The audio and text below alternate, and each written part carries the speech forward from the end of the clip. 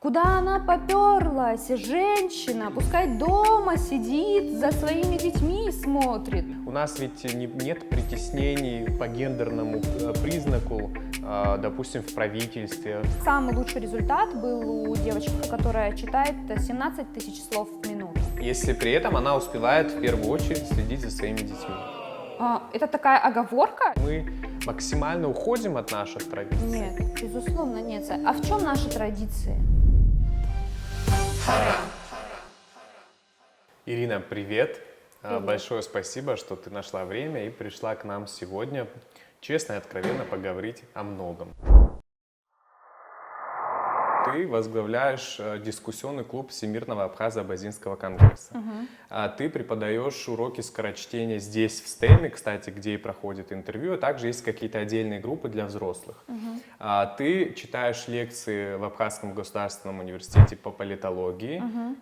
Ты ведешь свою страницу в Инстаграм. Страница по меркам Абхазии достаточно популярная. Почти 10 тысяч подписчиков. Это в основном твои отзывы о книгах, которые ты читала. И ты еще очень много читаешь. При этом ты мама двоих детей. Да. Скажи, пожалуйста, как ты успеваешь совместить все эти роли? Потому что я часто слышу о том, что очень многие, в общем-то, не успевают. И при этом, допустим, приходится жертвовать чем-то одним. И, допустим, что-то получается плохо. Я по отзывам твоего окружения, слышу, что, в общем-то, все у тебя получается достаточно хорошо. Вот поэтому я и спрашиваю, как так? Сколько часов в сутки ты спишь? Может быть, в этом секрет? Ну, в этом тоже секрет, наверное, но я сказала секрет, но никакого секрета нет, потому что ты сказал, что я все успеваю, я ничего не успеваю. Ты забыл еще одну мою социальную роль, к которой я вот сейчас возвращаюсь. У меня закончился мой второй декрет. Да, я выхожу прости, в МИД на работу, я там возглавляю департамент госпротокола, и я на самом деле в панике от того, как много всего мне предстоит делать. Я пока вообще не поняла, как я буду это все успевать, потому что сейчас я ничего не успеваю. Ты сказал, что по отзывам моего окружения я все делаю хорошо, но на самом деле это такой некий стереотип, который вообще свойственен нашему обществу, потому что есть определенная картинка, скажем, если судить по соцсетям. И вот в эту картинку почему-то люди любят верить. Хотя я не показываю в своем блоге свою личную жизнь, но почему-то мне очень часто задают этот вопрос, как ты все успеваешь. Наверное, здесь вопрос приоритетов. То, что мне нравится больше, это на первом плане. То, что мне нравится меньше, то, что мне менее интересно, я откладываю на потом. Ну а что из того, что ты делаешь, тебе нравится меньше? Что из того, что я делаю? Ну, это, наверное, такая роль абхазской жены, хозяйки, невестки, которая не совпадает с представлением о том, как это все должно выглядеть в нашем обществе. То есть у меня свое видение. Иногда мне приходится делать то, что я не люблю. Ну, например, важно понимать, вот как это происходит на примере. То есть есть какой-то образ, давай так, есть образ в твоем представлении, скажем, типичной абхазской супруги, мамы, невестки. Вот Да. какой это образ тогда? Типичной. Ну вот что ты имеешь в виду? Вот встать утром, обязательно приготовить там, ну мне просто, я хочу понять разницу для того, чтобы понять, вот что тебе сложно в этом делать, вот, какая модель поведения в этом тебя не устраивает, и что ты в этой ситуации делаешь. Потому что мне кажется, в современной Абхазии с этим уже сталкивается не одна девушка. С тем, что образ типичной абхазской Ну да, жены, сложно ему хозяйки. соответствовать, в общем, условно. Ну, типичная жена, хозяйка, невестка и так далее. Для меня это та, которая полностью посвящает себя семье. И если посмотреть на психологию, есть такая модель, когда человек полностью срастается со своей социальной ролью, и он вне этой социальной роли уже себя не ощущает. То есть возьмем, скажем, материнство. Женщина становится матерью, и она полностью начинает себя отдавать ребенку. Весь ее досуг посвящен ребенку. Если ребенок спит, она ищет для него развивающие пособия, книги, она общается со своими подругами только на тему материнства и ребенка.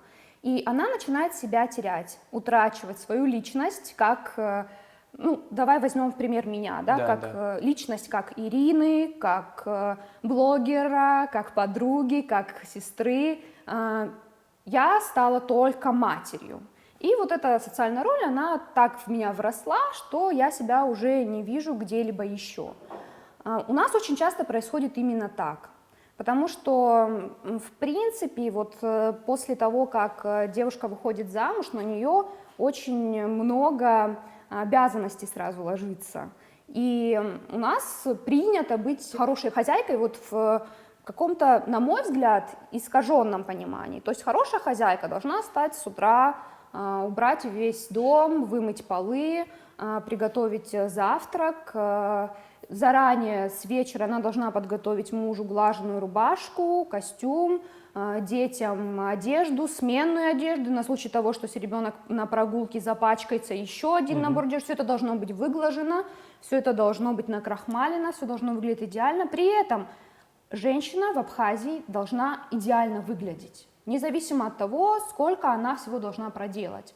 У нас вообще культ внешности в стране, и если делать все то, что должна делать хорошая хозяйка, то невозможно себе, своей внешности уделять достаточное количество времени. Ну и вот после всего этого, как выглядит день типичной хозяйки для меня, она, конечно же, не ходит на работу, потому что нельзя все успеть по дому, чтобы в идеальном состоянии был дом, если вдруг соседи зайдут. Если вдруг родственники в 6 утра приедут из деревни, обязательно должны быть какие-то заготовки, которые нужно сразу достать и накрыть стол, независимо от того, предупредили родственники, что они приедут, или не предупредили. Ну и, естественно, откуда у нее время на себя и на работу? Она должна дома сидеть, домашним хозяйством заниматься, детьми заниматься.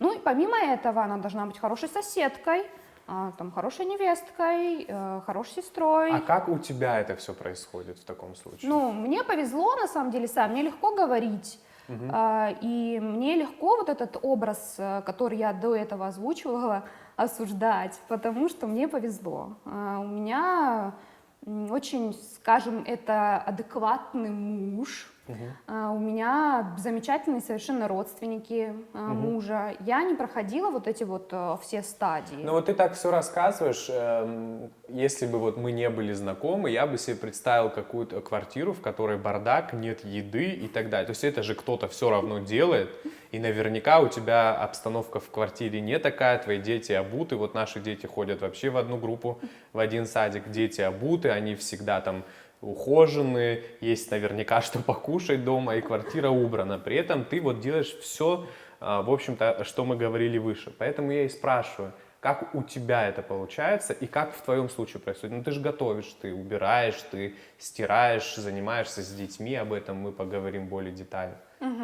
Колись. Ну смотри, я не сказала одну деталь, когда я говорила о таком типичном образе абхазской жены.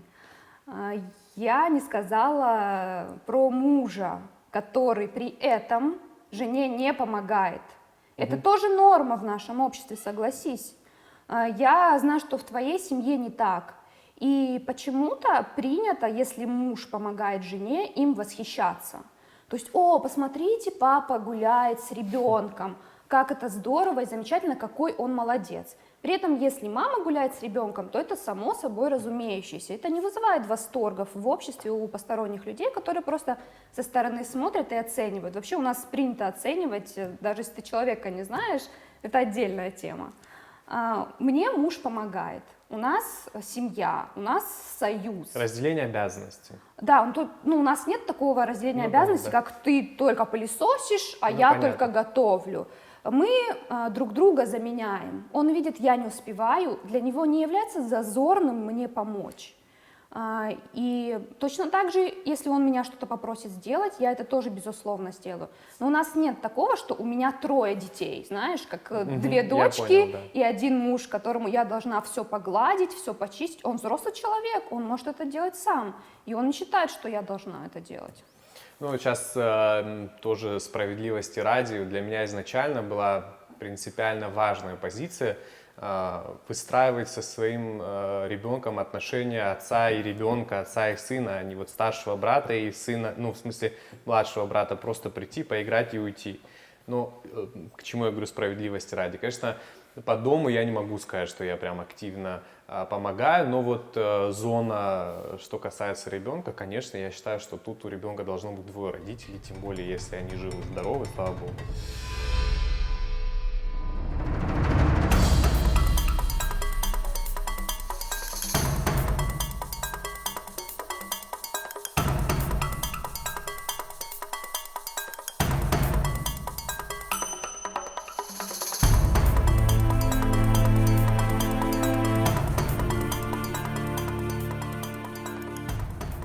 Привет, Тимур. Привет. Как дела? У тебя такой расстроенный вид. Что-то случилось? У меня завтра первая сессия, а я не успел оплатить за учебу. А у нас все с этим строго, а банки, к сожалению, не работают. Не проблема, я думаю, что я смогу тебе помочь. Для этого нужно тебе на свой телефон скачать Amobile кошелек. Заходишь оплатить, выбираешь обучение, выбираешь свой вуз, и все твои проблемы решены. Спасибо, ты меня спас. Это не я, это Amobile кошелек. Не пуха тебе на сессии. Я, насколько знаю, ты читала лекции о феминизме. Не совсем точно. Ну вот, да, давай уточни, как это было. То есть я в своей голове почему-то помню, что Ирина Турава, в общем-то, на эту тему рассуждала. Либо это было у тебя на социальных страницах, либо, может быть, это даже было в рамках какой-то лекции. Вот мне сложно вспомнить, где это было, но факт в том, что публично ты об этом говорила. Что для тебя феминизм и насколько, скажем так, ну, удается с таким мышлением уживаться вот, достаточно комфортно с абхазским обществом? Ну, наверное, я для начала вообще скажу, что из себя представляет феминизм, все-таки как человек, который читает лекции по политологии, и потом уже поговорим о том, что для меня феминизм. Я не читаю лекций по феминизму, но феминизм — это та идеология, которую мы проходим в рамках курса по политологии в университете. Тот, назовем это, инцидент, про который ты говоришь, он действительно имел место быть у меня на странице в социальных сетях, и было все достаточно прозаично. Ты упоминал, что я пишу отзывы на книги, которые я читаю. Естественно, они субъективные. Я прочитала книгу про феминизм, я просто написала у себя на странице отзыв об этой книге. Ну и знаешь, как написала, опубликовала, вышла из соцсетей, и где-то часа два, наверное, я чем-то другим занималась. Потом мне стало интересно, кто-нибудь прочел его вообще или нет. И когда я зашла в Инстаграм и увидела там 200 уведомлений, комментариев, еще столько же в директе сообщений, я просто подумала, что с Инстаграмом что-то произошло, потому что не может быть такое, чтобы за 2 часа я получила такую реакцию. Потому что чаще всего на книжные отзывы, ну, очень вялая реакция. Там 2-3 человека, которые прочитали эту книгу, они могут свое мнение высказать, но так, чтобы за 2 часа было 200 сообщений, я протерла глаза и начала читать все, что там написано. Я увидела, что эта тема очень интересует наших женщин. И комментарии очень сильно отличались от сообщений в директе. Потому что в директе наши девушки, женщины местные, потому что у меня аудитория достаточно большая, именно из России, но и местных подписчиков тоже немало. Они начали писать мне слова благодарности за то, что я вообще эту тему подняла. Ну, ты можешь себе представить, я немного была зашорена в этом вопросе, потому что у меня в моей социальной жизни не было никогда проблем с пониманием феминизма и вообще с тем, как это все работает. И мои друзья разделяют многие моменты этой идеологии, и, в принципе, родственники. То есть у меня не было такого, что я понимала, насколько эта проблема сильна, и вот поэтому я написала этот пост. Совершенно нет. Мне стали писать девушки из разных уголков Абхазии о том, что они на самом деле находятся в том положении, в котором им не хочется находиться, но исходя из каких-то наших традиций, обычаев, им приходится находиться вот в этом неудобном для них положении. Но давай мы вот здесь остановимся, я просто объясню, что такое феминизм вообще. Это не просто какая-то идеология, это целый спектр идеологий, который направлен на расширение прав женщин. Есть еще такая другая трактовка, знаешь, которая очень часто любят цепляться сексисты и мужчины, такие традиционные, патриархальные, что феминизм — это борьба за равноправие между мужчинами и женщинами. Есть одна из идеологий, которая входит в феминизм, которая действительно, которую можно так охарактеризовать.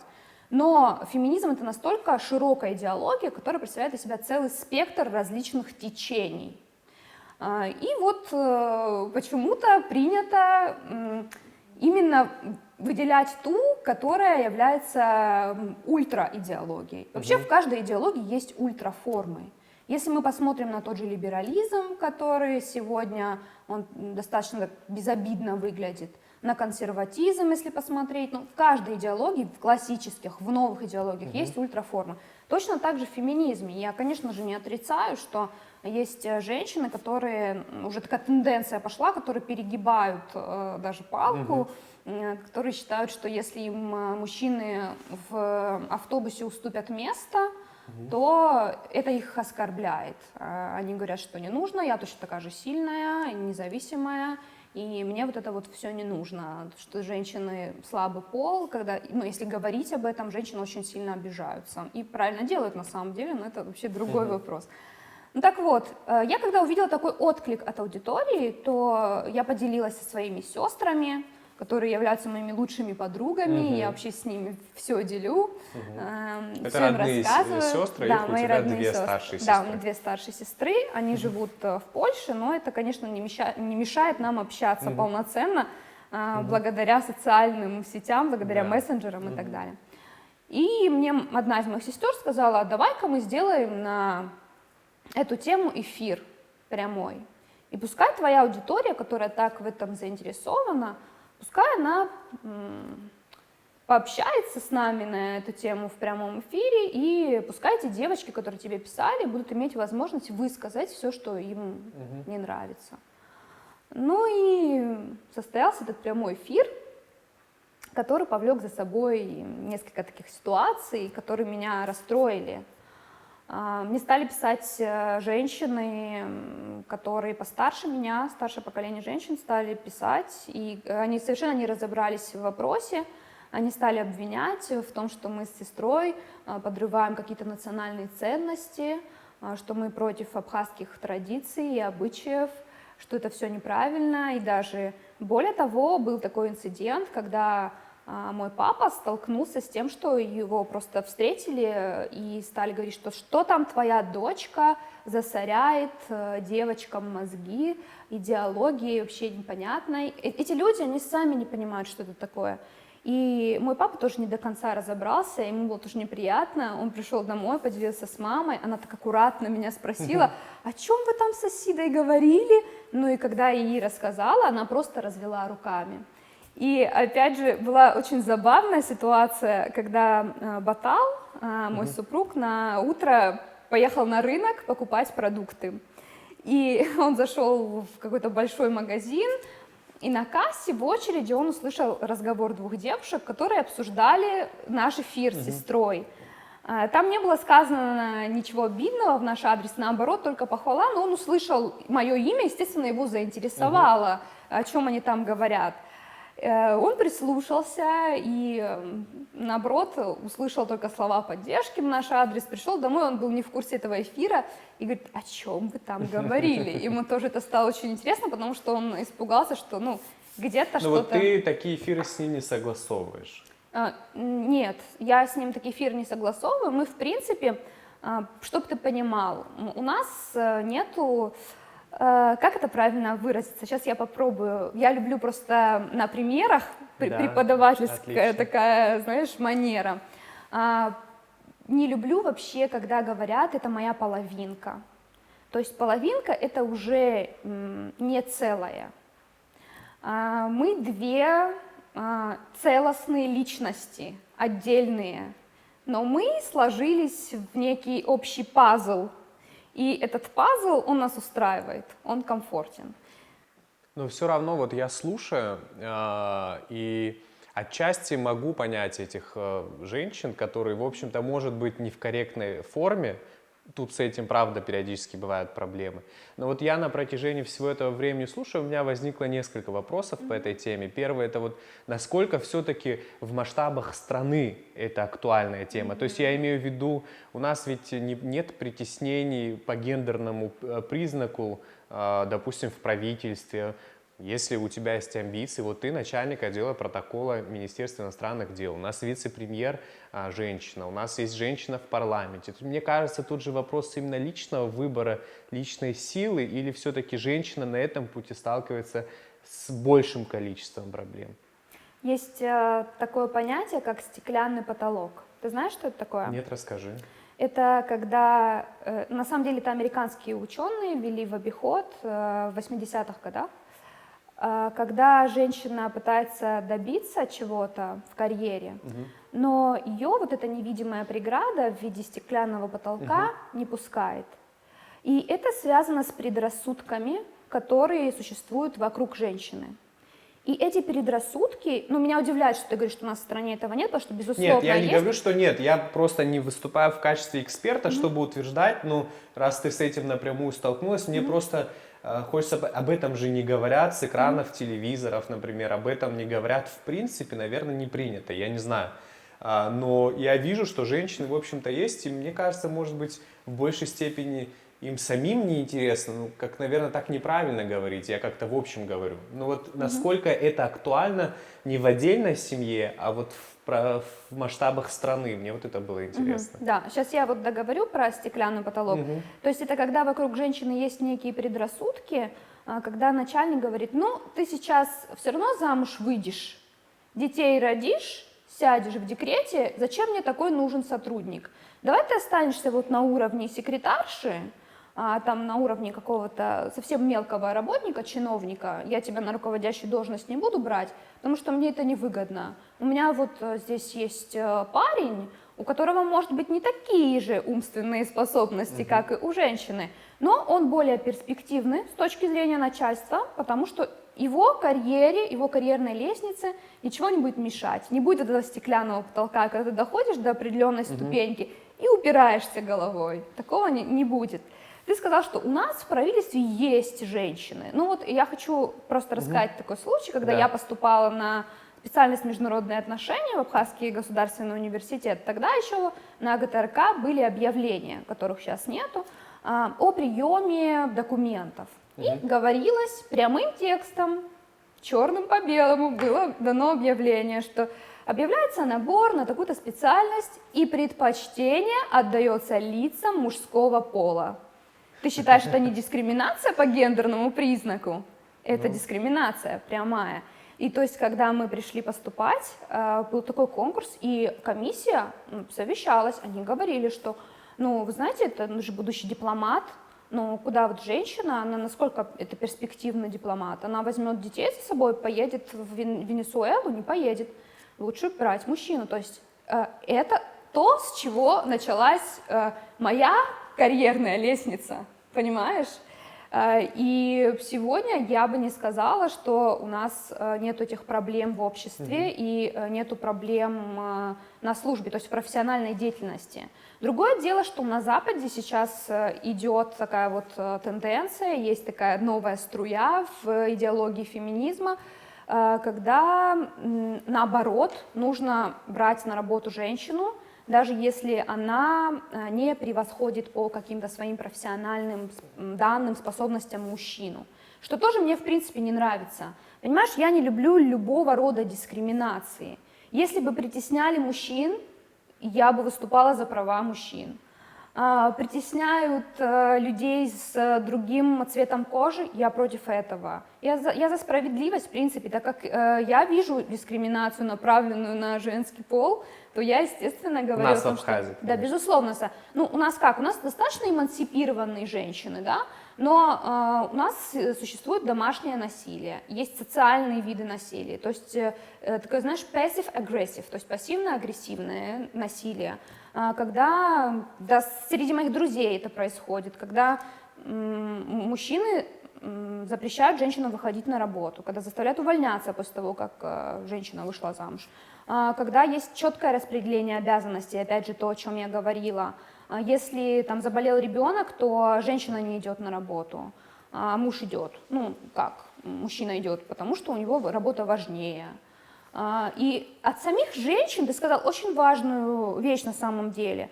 Я тоже это слышу, что пускай сидит дома, или когда у нас были в стране митинги, и когда моя подруга, одна из подруг, увидела, что там женщины стоят и выступают за смену власти, ее реакция была: куда она поперлась, женщина, пускай дома сидит, за своими детьми смотрит. Ну, откуда это идет, это же понятно. Получается, резко меняется роль женщины в абхазской семье, в абхазском обществе.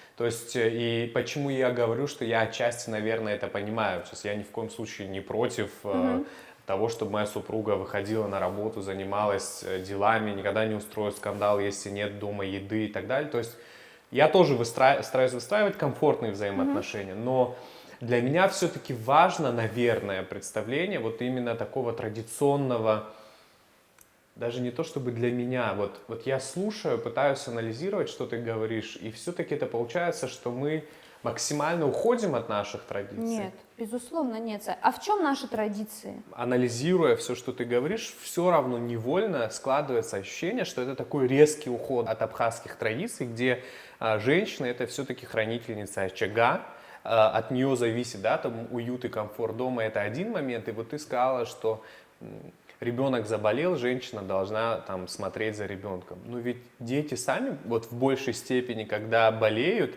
они больше хотят видеть своих мам, не папы, не что там, может быть, папы за ними не смотрят, но вообще. И насколько, на твой взгляд, это вот правда, где здесь баланс, чтобы все-таки хочется жить в традиционном абхазском обществе, при этом так, чтобы комфортно было всем, независимо от их половой принадлежности? Ну, знаешь, вот у меня есть такая проблема, я не всегда могу четко выразить то, что чувствую. Возможно, ты меня не так понял. Ну, возможно. Потому что феминизм ни в коем случае не идет вразрез с традициями. И я тебе сказала уже, что это не одна идеология, это целый спектр идеологии. И вот давай четче я сформулирую, что для меня феминизм. Феминизм заключается в том, чтобы женщина чувствовала себя комфортно, чтобы у нее была возможность самореализоваться. Женщина, которая сидит дома, воспитывает детей, при этом она не работает, и она чувствует себя совершенно счастливой. Вот во всем этом она тоже может быть феминисткой. То есть это не означает, что феминистка — это та, которая бросила своих детей, пошла работать, делает карьеру и не является хранительницей домашнего очага. Совершенно нет. То есть здесь идет вопрос о том, чтобы у женщины была возможность делать так, как она считает нужным, и чтобы ей никто, ни муж, ни свекровь, ни свекр, если мы говорим о традиционной абхазской семье, да, когда все вместе живут, и у нас до сих пор это есть, чтобы никто не имел права ей что-то запрещать, потому что это полноценный член семьи, и она имеет право на то, чтобы делать то, что ей нравится, то, что она считает правильным, то, что она считает нужным. Если при этом она успевает в первую очередь следить за своими детьми. Это такая оговорка? Нет, я спрашиваю. То есть в любом случае мама должна смотреть за своими детьми? Ну, Сая, понимаешь, я считаю, что да, но это моя позиция. То есть я смотрела, я сидела в декрете 6 лет, и я не представляла, чтобы я бросила там ребенка няни и вышла на работу, считала это считала нормальным. Но я не осуждаю тех женщин, которые оставляют своих детей няням и выходят на работу. Ну да, вот осуждать, конечно, тут да. Да, потому что, это ее выбор, и она считает, что ее счастье в самореализации, и пускай она делает так, как она считает нужным. И как раз-таки идеология феминизма, в моем понимании, заключается в том, чтобы у женщины было право выбора делать так, как она считает нужным. Чтобы если она хочет вдруг отдать ребенка няне и выйти на работу, чтобы муж не стал ей навязывать свою позицию, свой паттерн, да, поведения, и не говорить, что там мама должна сидеть с утра до вечера с детьми. Ну, ты папа, ты тоже можешь сидеть с утра до вечера с детьми, почему бы нет? Женщина может ответить так, чтобы было право выбора. Вот это основное, это не идет никак вразрез с традициями. Будем, наверное, завершать. Это Да. такая тема, которую можно очень долго обсуждать. Вот мы перед началом интервью с тобой считали, знакомы мы где-то больше, порядка 15 лет посчитали мы. Познакомились я учился в 9 классе, по-моему, ты была на 1 или 2 курсе, что-то такое. Мы познакомились в лагере. Вот с тех пор, за эти 15 лет, наверное, невозможно сосчитать то количество раз, когда ты меняла свой образ. С чем вот именно связано такое, наверное, даже уже отчасти одержимая смена образа, как ты сама сказала, почти каждую неделю. Это вот каждую неделю.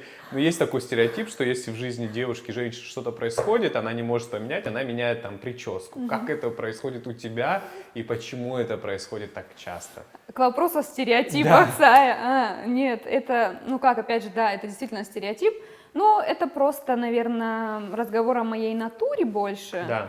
Я такой типичный стрелец, который постоянно жаждет перемен, и я не только имидж меняю, я много чего могу в своей жизни за неделю поменять. Так как в период пандемии очень сложно было выезжать за новыми впечатлениями, путешествовать, а я себя очень комфортно чувствую в дороге, даже не где-то в новой стране, которую я не видела до этого, хотя это тоже, но именно вот в дороге даже, просто состояние в пути, я себя ощущаю очень комфортно. Ну и так как не было возможности выезжать, то я пыталась себя найти в чем-то. Там вспомнила, что я когда-то заканчивала художественную школу, я снова стала рисовать. Там, мы создали с дочками группу, рок-группу, мы поем песни, мы снимаем это на видео, это потом будет в домашнем архиве. Я стала там учиться вокалу сама, смотреть, как вообще правильно брать ноту. Вспомнила, что я закончила муз-школу, решила там достать ноты, потом положила их обратно, решила, что лучше я буду петь. Ну, то есть я постоянно в поисках каких-то новых ощущений, мне кажется, что это и есть развитие, когда ты пробуешь что-то новое, в том числе во внешности. Ну вот нет ощущения в этом во всем, что вот как-то нет четкого представления о том, у тебя, у самой, я имею в виду, нет четкого представления о том, кто же все-таки Ирина Турава получается. То есть сегодня это там музыкант с такой прической, там, потом это художник с такой прической. Вот ты сама не пугаешься этого? Нет, совершенно. Мне наоборот нравится, что во мне могут сочетаться сразу несколько социальных ролей и даже, может быть, где-то личностей, потому что, ты правильно заметил, что я могу быть разная, это меня не пугает, наоборот, это меня вдохновляет, что я могу быть разная. И даже более того, с разными людьми я могу себя по-разному вести. Как я уже говорил в самом начале, в социальных сетях ты известна как книжный блогер, потому что сама читаешь, вообще не представляю даже, сколько книг об этом поговорим, очень много книг. То есть вот этот вот шопоголизм распространяется еще и на книги. Да. Но вот ты можешь примерно высчитать, сколько книг и сколько денег на книги вы тратите в месяц? Это сложно. То есть это книги тебе, супругу, вашим дочерям, потому что у них разный там возраст. И вот просто интересно, где вы их храните, как это, вы их потом тоже отдаете или нет, книжки держите? Да, ты сказал про гардеробную, у нас сейчас ремонт, который нам спроектировала Кама Кация, твой предыдущий гость. И у меня такая была просьба к Каме: гардеробную мне сделай только, пожалуйста, потому что в шкафах 3 девочки не помещаются. И что касается книг, все на самом деле не так сложно, в том плане, что я могу читать электронные книжки, и я не трачу деньги на покупку книг себе. Только если это не какая-то литература по искусству, где важное значение имеют иллюстрации, то, конечно, я тогда покупаю в бумаге. Детям, да, детям я покупаю очень много литературы. У нас был такой случай, он такой достаточно забавный в нашей семье, когда пришел просто муж с работы, а я вынесла из столовой стол и поставила там книжные полки. И заполнила их книжками, которые лежали всюду уже, на диване, возле дивана, на кровати, на шкафу, в шкафу вместо одежды. Можно было открыть хлебницу, там лежала книжка, ну просто мы не помещались уже, книжки не помещались в нашем доме. И как шутил мой муж, что скоро книги нас выгонят на лестничную клетку. Ну и я вот вынесла стол из дома, попросила, там папа мне помог, пришли люди, вынесли стол, и пришел Батал, и у него просто была, знаешь, такая немая сцена из «Ревизора». Он не знал, что на это сказать. А где мы будем кушать? Я сказала, на коленях. И просто мы потом купили такие пуфики, кресла и кушали на коленях. Но зато у нас появилась библиотека, которая была необходима на тот период нам. Но книги вы не отдаете? Знаешь как, ну я очень ревностно отношусь, и дети очень ревностно относятся. Я даже давала пару книг почитать, и их вернули в неприглядном виде, и старшая моя дочка, она очень плакала, потому что была одна из ее любимых книг, и мне было непонятно такое отношение, и ее очень расстроило, что там была порвана страница. И с тех пор я ей пообещала, что я не отдаю ее книги кому-то читать, не одалживаю, потому что есть, знаешь, такие книжные воры, которые просто берут книгу и оставляют ее себе, и считают это нормальным. Но так как я к этому отношусь иначе, поэтому я не люблю отдавать свои книги, одалживать. Лучше я, знаешь, куплю и подарю кому-то книжку. Я вообще сейчас решила с этого года, один из таких пунктиков 2021, 2021 года, что я всем на дни рождения буду дарить книжки. Хотят они этого или нет? Ну, новые или из своего? Нет, конечно, новые, нет. Мы вот так плавно перетекаем уже, мне кажется, и к образованию детей. Я видел у тебя в Инстаграме, очень часто спрашивают, как вот так вам удалось. Если кто не знает, старшая дочь прям увлечена чтением, наверняка это твоя заслуга. Вот как так удалось привить любовь к чтению детям? Это какие-то специальные были упражнения, может быть, и какие-то специальные манипуляции там ежедневные? Как получилось так, что вот, например, для ребенка сегодня там главное желание — это новая книжка и вот весь мир, который дарит эта книга? Нет, я не скажу, что ее главное желание — это книжка, нет, я солгу сейчас, если я скажу, наоборот. Раньше книги у нас были в качестве подарка на какие-то праздники, потом они просто стали неотъемлемой частью нашей жизни. И сегодня, если я подарю своим детям книжку на день рождения, скажут: мам, книжка опять, ты что, шутишь? Ну как, ты же вчера там купила книжку и принесла очередную книжку. Нет. На дни рождения я дарю что-то другое, не книжки, ни в коем случае. И я не люблю, когда нам дарят книжки, потому что у нас и так их очень много, и, в принципе, сложно попасть и подарить ту книжку, которая может впечатлить наших детей, потому что у нас есть книжки с запахом, панорамные книжки, ну, все возможные, какие есть книжки, они у нас есть.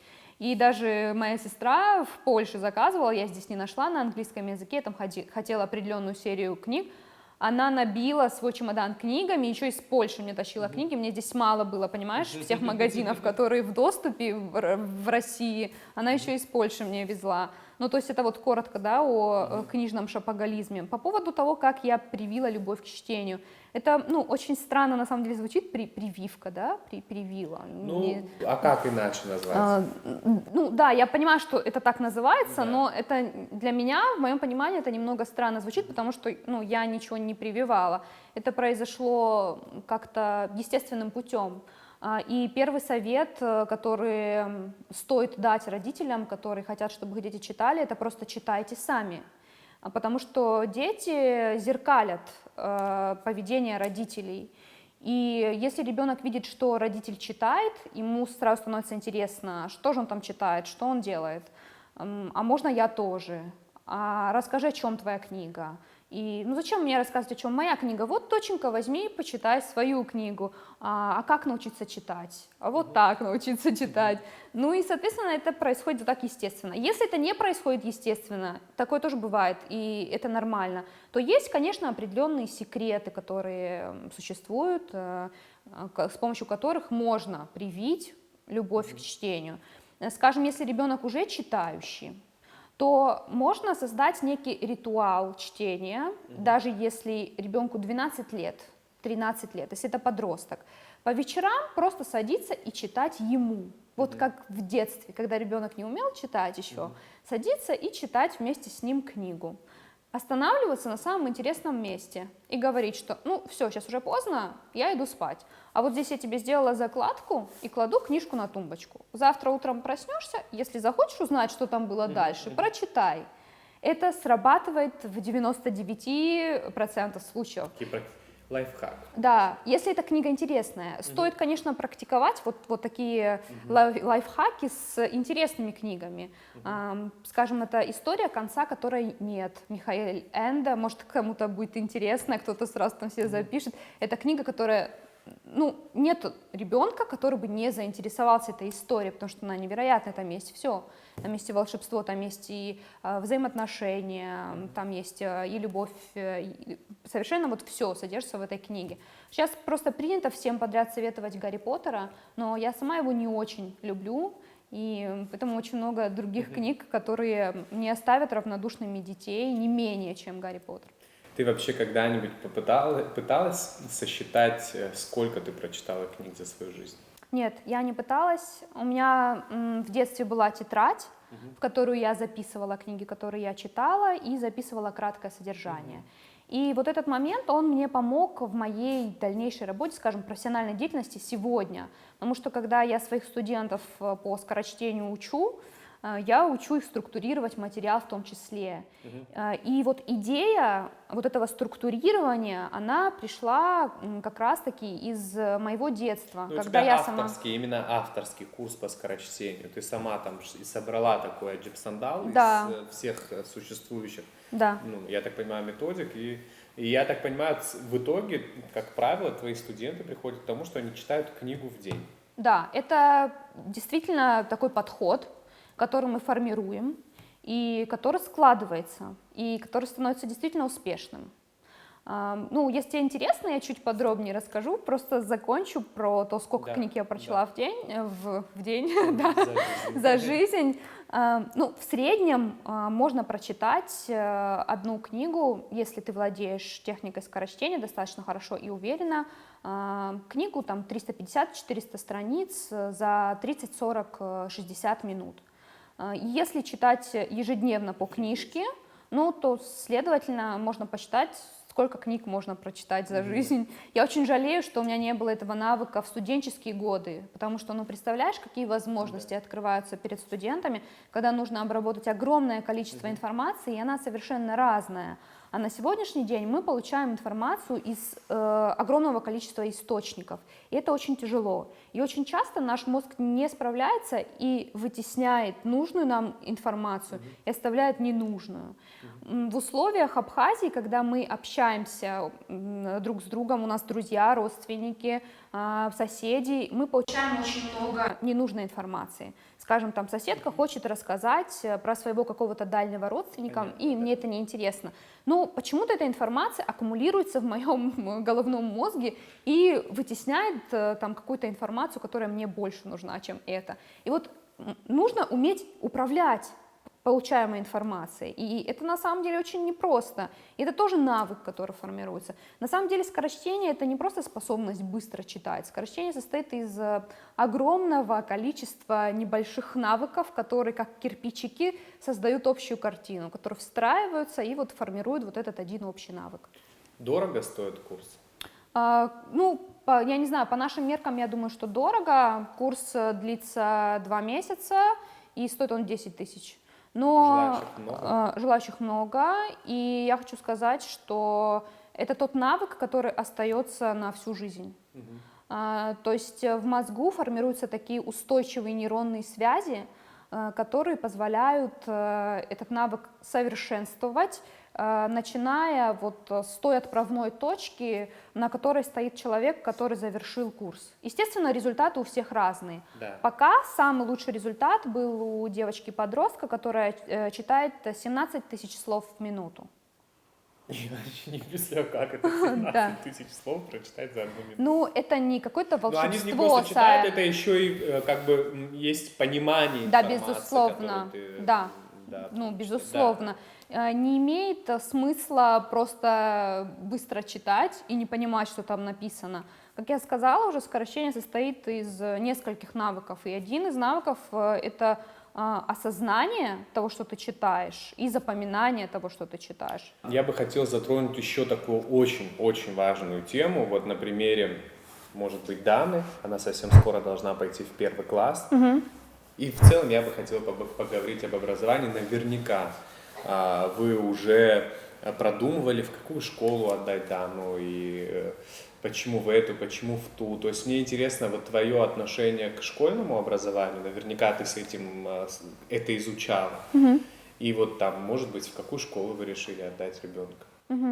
Ну, мы как раз... Абхазская, русская, тоже важно. Мы как раз сегодня говорили с Баталом об этом, и это как раз тот момент, где нам нужно прийти к консенсусу, потому что у меня свое видение, у него свое видение, и вот буквально до того, как я сюда пришла, мы с ним на эту тему переписывались, потому что он там из своих источников узнавал по поводу школы, я из своих, и мы обменивались информацией, и у нас там несколько школ, вот, на которых мы сошлись. И он сказал, что, ну, вот, видимо, вот эти вот школы, это те школы, которые нам помогут с тобой вот где-то найти вот эту вот точку соприкосновения и понять, что вот Дана будет ходить именно сюда. Что важно для меня? Для меня важен педагог, потому что я сама педагог, и я знаю, какую роль может играть педагог в жизни ребенка, особенно маленького ребенка, когда формируется характер, когда формируется система ценностей. Ведь школа — это же не просто образование. Школа — это школа жизни, в первую очередь. Это социальное развитие, это общение. Я хочу, чтобы у моего ребенка в школьные годы было все. Чтобы были и двойки, чтобы были прогулы, чтобы она делала то, что она хочет. И именно поэтому нам не подходит одна из школ, потому что там работает моя мама.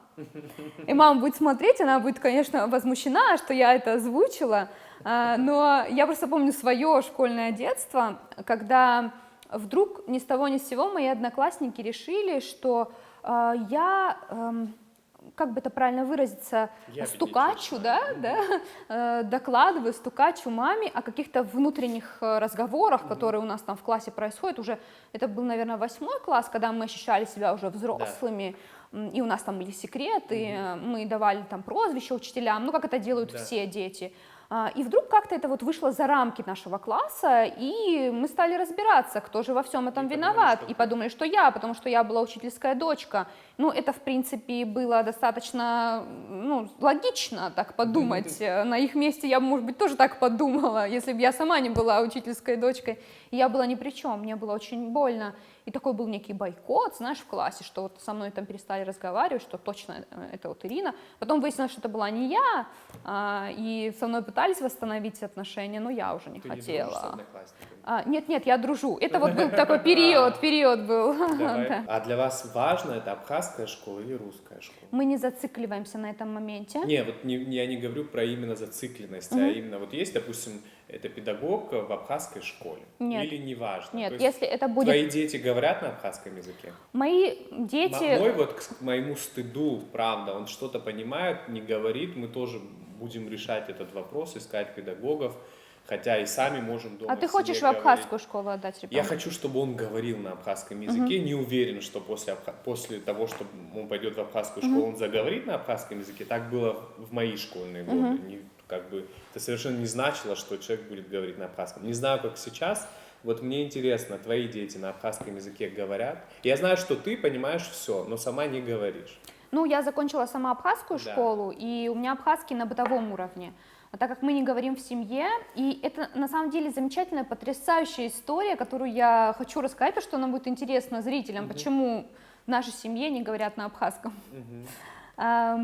Мой прадед Ясон Агума, который был известным ученым, который работал вместе с Дермитом Гулия и Усларом над развитием языка, который сам выучил русский язык, он для него был не родным, он вообще был полиглотом, он владел 6 языками, в равной степени он ими владел. Ну, естественно, его родной язык был абхазский. Он жил в горном селе, и вот он сумел достичь определенных высот в мире науки. Он выявил путем селекции абхазскую пчелу, абхазянку. Да. Это вот был именно мой прадед, и его репрессировали за то, что он отказался, во-первых, сменить фамилию, поменять ее на Агумава, и, во-вторых, за то, что он не захотел назвать пчелу грузинка, а не абхазянка. И вот он был репрессирован, и мой дедушка, его брат, они остались с мамой, которая была по национальности, она была еврейка, хотя они это скрывали, а я очень горжусь своими еврейскими корнями. Ты даже пост этому посвящала. Да, я всегда это подчеркиваю, хоть дедушка это отрицал, но я знаю, что ее фамилия была настоящая Краванчер, она потом, ее отец поменял фамилию на Иванов, и она, соответственно, была Иванова, супруга моего прадеда. И дедушка остался вот без отца вместе со своим младшим братом, их воспитывала мама. Она не знала, соответственно, языка, потому что она была москвичка, и прадед ее повстречал на выставке в ВДНХ, когда он свою пчелу и мед, который эта пчела производит, презентовал. Ну и мой дедушка ходил в 10-ю школу. Как? Ну, отдали. Сын ученого, ученый работает над развитием абхазского языка. Как можно, чтобы его сын учился в какой-то другой, не абхазской школе? Отдали. Мой дедушка был очень предприимчивый, не зря у него были еврейские корни. Каким-то образом, я не знаю, как можно было в то время забрать самостоятельно документы. Ребенок пошел к директору. Это был 2 класс, он закончил 1, он решил, что ему не нравится, потому что он не понимал ничего, что говорят на абхазском. Он забрал документы свои и отнес их во 2-ю школу, сказал, что вы знаете, ну вот моя мама очень занята, она работает, и в общем у меня там болеет младший брат, она сейчас вот с ним, он придумал какие-то там невероятные истории, и у него приняли документы. И когда было очередное родительское собрание, дедушка, значит, приходит, говорит: мам, тебя в школу вызывают, родительское собрание, он прекрасно, блестяще учился, и она испугалась, говорит: что ты там натворил? Он говорит: да ничего, все нормально, меня будут хвалить, ты не переживай, только ты не в 10-ю пойди, а во 2-ю. Она говорит: как?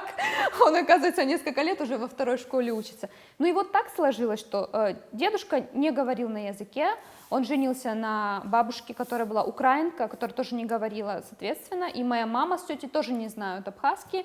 Ну и у нас в семье, хоть папа чисто говорит, он выучил русский, он не знал его вообще, а у нас мои сестры не говорят на абхазском. А меня отдали в абхазскую школу, и там я язык выучила.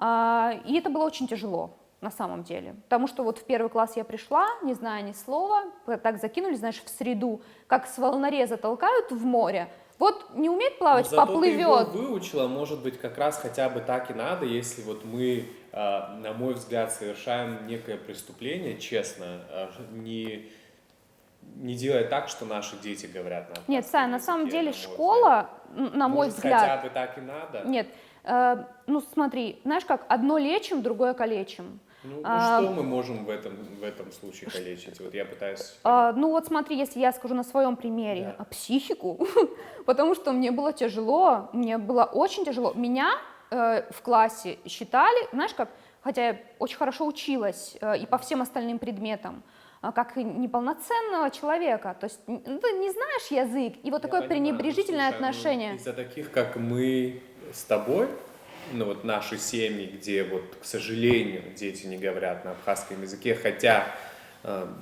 вот передо мной такая задача стоит, все это исправить, я ищу пути выхода и так далее, из-за таких, как из-за нас, в общем-то, язык, он и так считается уже умирающим языком, даже говорить об этом как-то неприятно. но мы этому способствуем. Хочешь, я тебе скажу свое мнение, Да. однозначно четкое на этот счет и достаточно непопулярное в нашем обществе.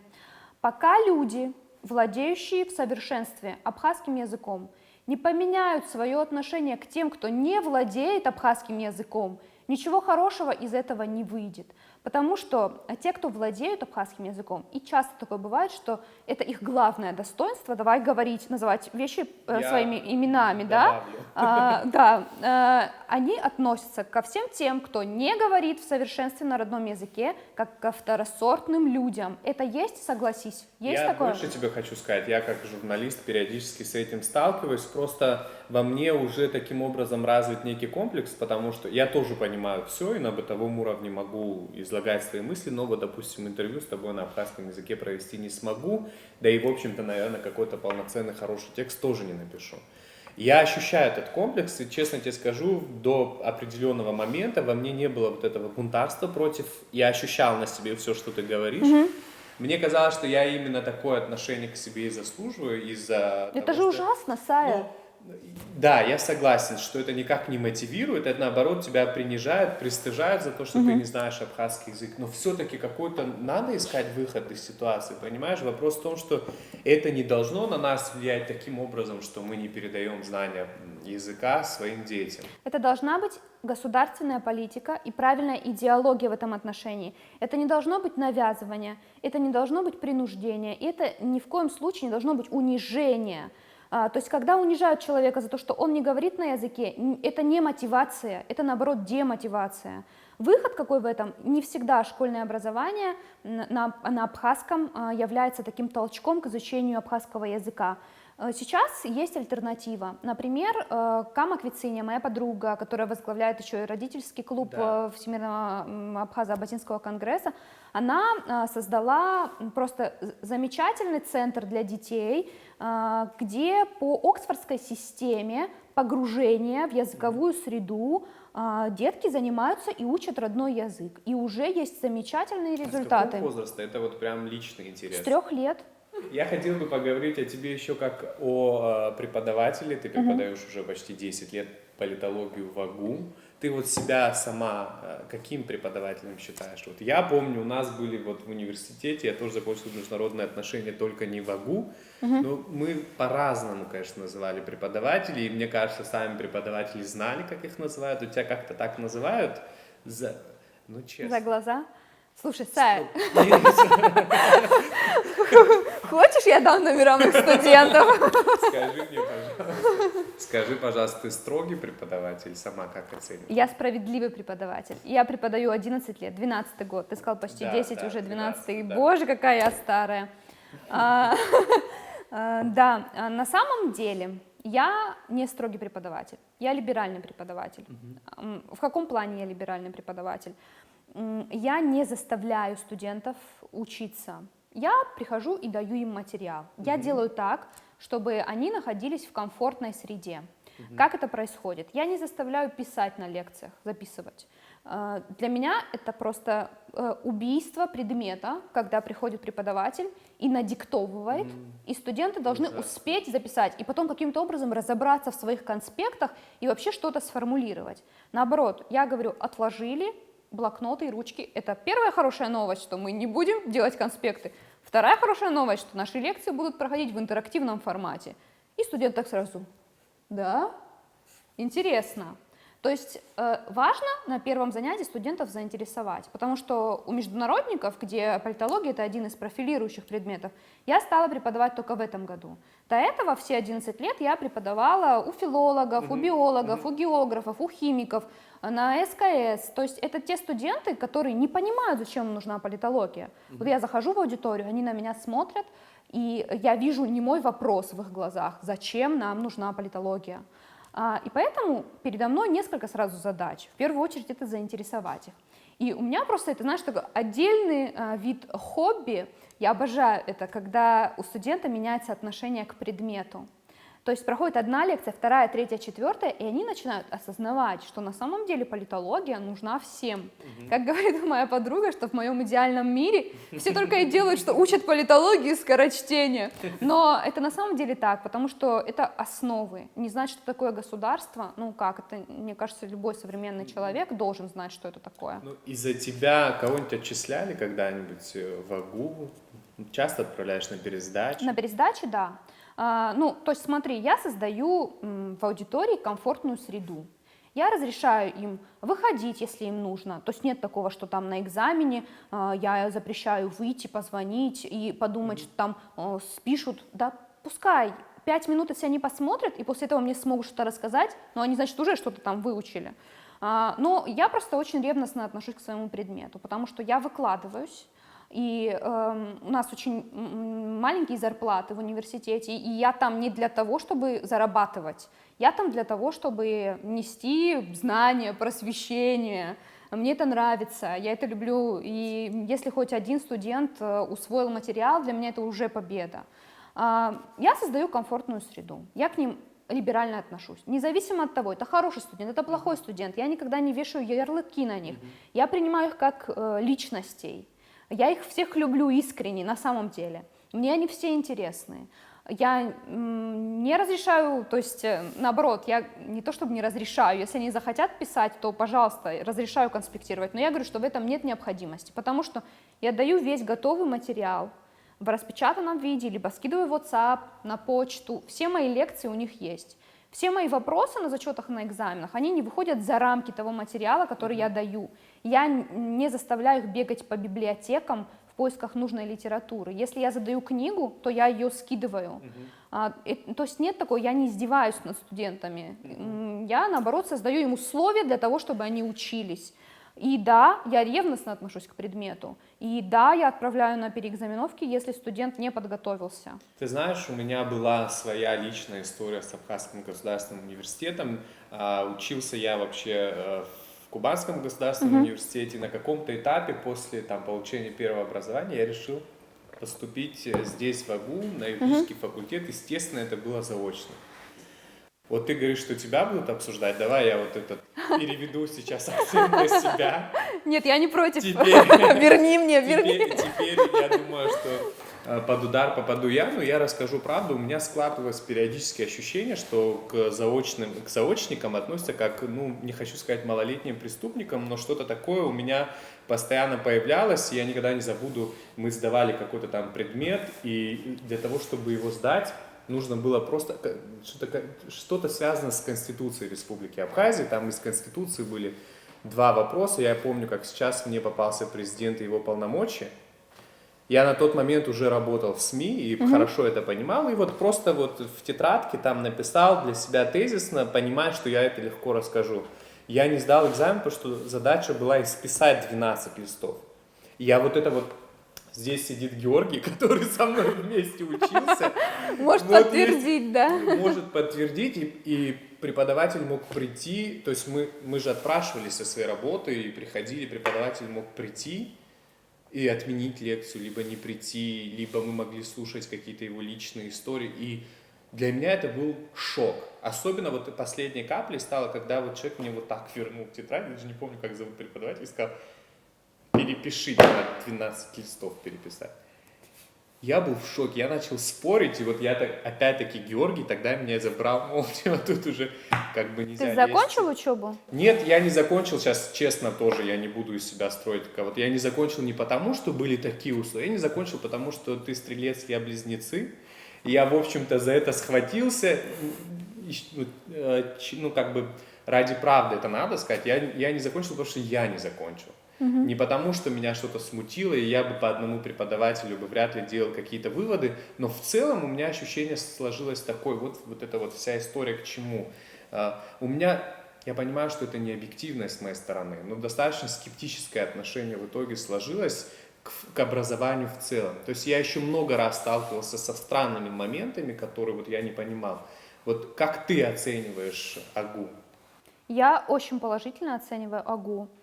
Во-первых, я хочу сказать, что я нахожусь на той кафедре, где максимально комфортно. это кафедра политологии и социологии, и наша заведующая кафедрой Эмма Гамисони обладает удивительным даром. Она умеет нас объединять и умеет создать такую атмосферу на кафедре, что мы чувствуем себя как дома. Мы все преподаватели, и молодые, и пожилые, мы обожаем туда приходить.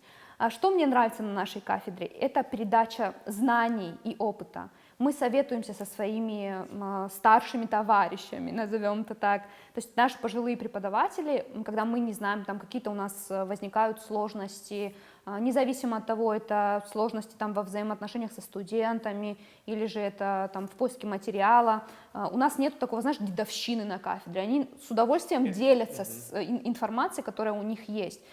Я могу говорить о нашей кафедре, да, которую я вижу изнутри. И я сталкиваюсь вот в основном с этим. Сказать на других кафедрах, как преподают, мне сложно, потому что, не знаю, я могу судить только потому, что я знаю. Сейчас кого-то обвинять или хвалить я не могу. Но студенты, да, они разные, и опять же, вот как многие говорят, что вот такая тенденция, сейчас студенты не хотят учиться, вот в наше время было другое. Нет, я такого не вижу, совершенно. Я наоборот хочу сказать в защиту студентов, что студенты у нас хорошие. Если преподаватель не смог заинтересовать, это проблема преподавателя.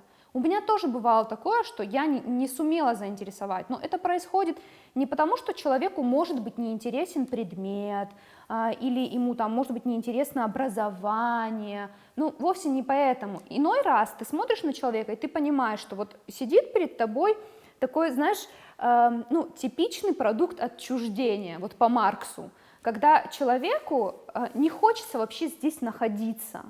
И он не любит то, что он учит, ему не нравится среда. Он хотел вообще быть, не знаю, режиссером, а в университете у нас нету такой специальности, а у родителей нету возможности отправить его учиться за границу. Ему приходится сидеть и учить юридическую науку, условно, да, не знаю, не юридическую науку, а что бы то ни было, да? Да, оставим юрфак в покое. Да, что бы то ни было. И добавим, что у нас очень много хороших юристов, которые закончили юрфак АГУ. Это тоже важно, чтобы не выстраивать какой-то стереотип. Мой супруг закончил. Мой личный опыт, субъективный личный опыт. Мой супруг закончил юрфак АГУ, я хочу сказать, что это очень хорошее, базовое образование. И ректор, он очень прогрессивный, и он в научных кругах, Олег Алексеевич Гурами, он очень прогрессивный. В научных кругах у него огромный авторитет, это наш, знаешь, такой некий бренд. И он, живая легенда. Да, можно так сказать, и это удивительный человек, потому что к нему может зайти любой студент, сказать о своей проблеме, и он эту проблему решит в пользу студента. То есть нету такого, знаешь, что студенты всегда неправы, преподаватели всегда правы, да совершенно нет. Но есть один случай в моей преподавательской деятельности, за который мне стыдно. Так как у вас формат передачи такой, что мы вообще здесь все говорим как на духу, и то я обязана просто рассказать, так как мы столько говорим про университет. В общем, я преподавала тогда, не буду говорить на какой специальности, это было заочное отделение, я была тогда младше своих студентов, потому что они получали второе высшее образование. И смотрю по журналу, не ходит ко мне одна студентка, одна лекция, вторая, третья, четвертая, я думаю, что за наглость? Спрашиваю у однокурсников, вы знаете, кто это? Они говорят, мы не знаем, кто это. Ладно, думаю, мои лекции только не посещает, во мне может быть дело. Нету. Я думаю, я сейчас ей на зачете покажу. Не пришла, не явилась ни разу. Это было, правда, лет 5, наверное, назад, но я хорошо запомнила этот случай. Тут, значит, зачет, ее опять нету.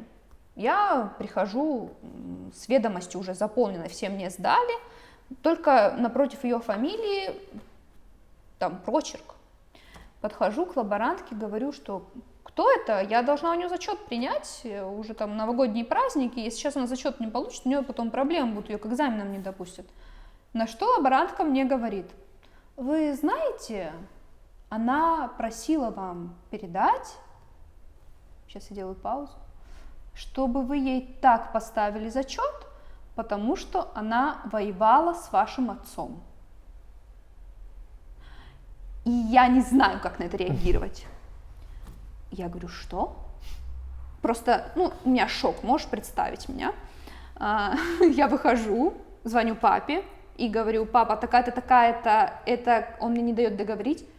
Он говорит, что такое? Он знает, что я в университете. Я рассказываю ему всю ситуацию вкратце, он говорит, ставь зачет, ставь ей зачет. Я без лишних вопросов просто захожу, ставлю зачет, выхожу, чувствую себя ужасно. Можешь себе представить? Я так мучила этих бедных студентов, которые ко мне приходили, один раз давали, второй, третий, я заставила их выучить все. И тут я просто так ставлю зачет. Это был единственный раз за всю мою преподавательскую деятельность. Мне стыдно за этот раз. Я, кстати, мы сегодня с тобой столько говорили, и может сложиться впечатление о том, что я либералист до мозга костей, но на самом деле это не так. Мне, например, очень близка концепция неоконсерваторов, у которых лозунг «развиваться, чтобы сохранить». Я на самом деле за традиции, но за те традиции, которые на сегодняшний день актуальны. Потому что ни одна идеология не уживется в том обществе, где она не найдет корни. То есть если идеология каким-то образом возникла в обществе, в стране, в государстве, в каком-то маленьком круге любителей коллекционирования бабочек, то значит была подготовлена почва для возникновения этой идеологии. И если уж феминизм находит отклик среди тех людей, которые здесь живут, значит, есть на самом деле какие-то моменты, которые позволяют этой идеологии здесь быть, развиваться и вообще существовать. Но точно так же, например, неоконсерватизм, который мне на самом деле очень близок по духу, неоконсерваторы боятся глобализации. Они говорят, что из-за надгосударственных институтов, это как ОБСЕ, понятно, Евросоюз, да. НАТО, теряется особенность каждого общества, то есть каждой культуры, что страны утрачивают традиции, обычаи, то, что свойственно именно этим странам. И я это разделяю на самом деле, что глобализация на самом деле очень много плюсов, но и очень много минусов там тоже. Она неизбежна в любом случае. Она неизбежна, да, и поэтому, в общем-то, я разделяю опасения неоконсерваторов, что просто страны утратят свою самобытность, как раз в условиях глобализации страшно, что наши дети не говорят на родном языке. То есть, мне кажется, допустим, у нас любовь к родине, это что-то, наверное, в нас, да. Мне кажется, с каждым поколением этой любви к родине, как понимание этой территории как родины твоей, мне кажется, это вообще уходит. Я вообще считаю, знаешь, что Апсура, который у нас не писанный такой закон, кодекс, что его нужно, во-первых, обязательно преподавать в школах. Я знаю, что в Ачимчирской школе преподается Апсура, это замечательно, что в Гагарской преподается. Считаю, что нужно ввести этот предмет как обязательный во всех школах. И чтобы наши этнографы, историки сели и записали основные принципы. Мне кажется, это очень тяжело представить. Это тяжело. У нас по каждому вопросу разночтение. У нас по каждому вопросу возникает несколько мнений. И я как сотрудник информационного портала, журналист Всемирного Абхазо-Абазинского конгресса периодически с этим сталкиваюсь. Я понимаю, для того, чтобы не было таких разногласий, просто нужно выбрать комиссию. Как это делается? Например, сейчас на площади имени Багапша памятник должны установить, да, и создана комиссия специалистов, которые в этой области разбираются. Точно так же у нас не так много этнографов и специалистов, которые разбираются в вопросах Апсура. Нужно их собрать, создать комиссию, скажем, при Министерстве культуры, как я это вижу, или при Министерстве образования, и просто, чтобы они выработали эту концепцию и как-то ее сформулировали. Потому что, знаешь, сейчас у старшего поколения, что бы ни сделала молодежь, старшее поколение говорит: они забыли Апсура. А что такое Апсура? Наши дети должны знать, иметь представление о том, что такое Апсура. И Апсура с ходом времени, тоже меняется. Понятно, мы сейчас с тобой заговорили про глобализацию. У нас меняются обычаи и традиции. У нас невесты уже не стоят в черных тканях, завешенных с ног до головы. Так раньше принято было, чтобы лицо невесты никто не видел. Она была в черной ткани. Сейчас черная ткань — это траур. Опять же, откуда к нам это пришло, что мы надели белое платье и так далее. Там, мы продолжаем стоять в углу, мы разбиваем тарелку. Для чего мы это делаем? Мы должны это понимать. Для чего мы не разговариваем со своими свекрами? Мы должны это понимать. Спасибо тебе большое. Спасибо, Сай. Тебе тоже большое спасибо. Я неизменно, просто поклонник неизменный вашего выпуска. И всем спасибо съемочной группе, редактору, всем, потому что не только ты один делаешь этот проект, это большой труд. Еще у вас ждет несколько часов монтажа. Я надеюсь, что было хоть немного интересно. Мне было очень интересно, а так как проект относительно авторский, главное, чтобы не было шутка. Я уверен, что ты же эгоист, ты признался сразу в самом начале. Я уверен, что людям понравится.